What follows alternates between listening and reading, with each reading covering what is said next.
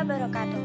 Perkenalkan, nama saya Dela Hafid Damaini, NPM 77 dari Prodi PGSD semester 3. Dosen pengampu Ibu Aska Falai Rizkiana, Magister Pendidikan.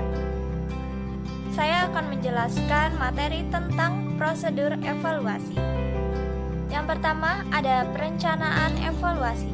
Ada beberapa hal yang harus diperhatikan dalam perencanaan evaluasi, yaitu menentukan tujuan evaluasi. Tujuannya harus dirumuskan secara jelas dan tegas, serta ditentukan sejak awal tujuan evaluasi dasar untuk menentukan arah dan ruang lingkup materi evaluasi. Yang kedua, menyusun kisi-kisi. Penyusunan ini dimaksudkan agar materi evaluasi benar-benar relevan dengan materi pelajaran yang sudah diberikan. Selanjutnya, menulis soal. Penulisan soal adalah penjabaran indikator menjadi pertanyaan-pertanyaan yang sifatnya sesuai dengan pedoman kisi-kisi yang telah dibuat. Selanjutnya ada uji coba dan analisis soal. Tujuannya untuk melihat soal-soal mana yang perlu diubah, serta soal-soal mana yang harus digunakan untuk pembelajaran selanjutnya. Yang terakhir ada revisi dan merakit soal. Setelah uji coba dan analisis, kemudian direvisi sesuai dengan proporsi tingkat kesukaran soal dan daya pembeda. Setelah hasil revisi soal inilah, baru dilakukan perakitan soal menjadi suatu alat ukur yang terpadu. B. Pelaksanaan evaluasi. Pelaksanaan evaluasi adalah cara melaksanakan suatu evaluasi sesuai dengan perencanaan evaluasi, baik menggunakan tes tertulis, tes lisan, maupun tes perbuatan atau non-tes. C. Adalah monitoring pelaksanaan evaluasi. Monitoring adalah proses kegiatan pengawasan terhadap pelaksanaan kebijakan yang meliputi keterkaitan antara pelaksanaan dan hasil-hasilnya. Adapun tujuan dari monitoring pelaksanaan evaluasi yaitu: yang pertama, menentukan apakah pelaksanaan kebijakan telah sesuai dengan standar dan prosedur yang telah ditentukan. Yang kedua, menentukan apakah sumber-sumber atau pelayanan kepada kelompok sasaran memang benar-benar sampai kepada mereka.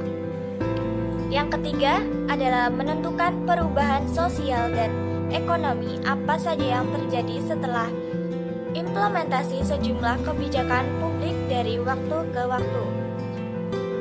Yang keempat, menjelaskan mengenai hasil-hasil kebijakan publik berbeda dengan tujuan kebijakan publik.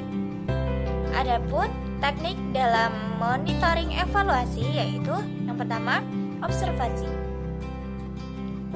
Observasi adalah kunjungan ke tempat kegiatan secara langsung, sehingga semua kegiatan yang sedang berlangsung atau objek yang ada diobservasi dan dapat dilihat.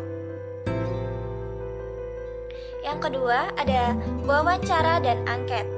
Wawancara adalah cara yang dilakukan bila monitoring ditujukan pada seseorang. Instrumen wawancara adalah pedoman wawancara. Wawancara itu ada dua macam, yaitu wawancara langsung dan wawancara tidak langsung. Yang terakhir adalah forum group discussion. Forum group discussion adalah proses penyamaan proses melalui diskusi terhadap sebuah permasalahan atau substansi tertentu sehingga diperoleh satu kesamaan dalam melihat dan mensikapi hal-hal yang dimaksud. Selanjutnya ada pengolahan data. Pengolahan data adalah manipulasi data ke dalam bentuk yang lebih berarti berupa informasi.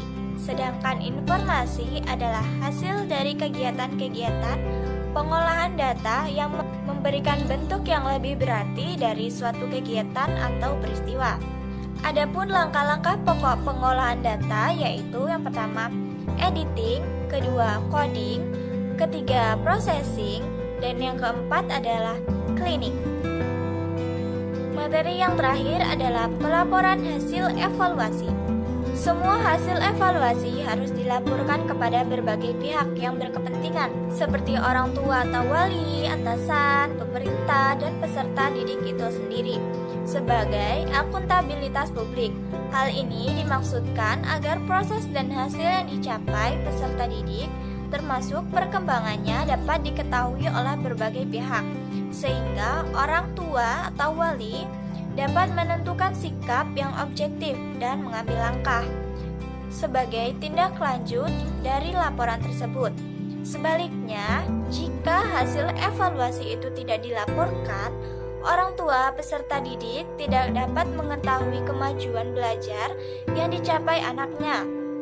Karena itu pula, mungkin orang tua peserta didik tidak mempunyai sikap dan rencana yang pasti terhadap anaknya, baik dalam rangka pemilihan minat dan bakat, bimbingan, maupun untuk melanjutkan pendidikan yang lebih tinggi.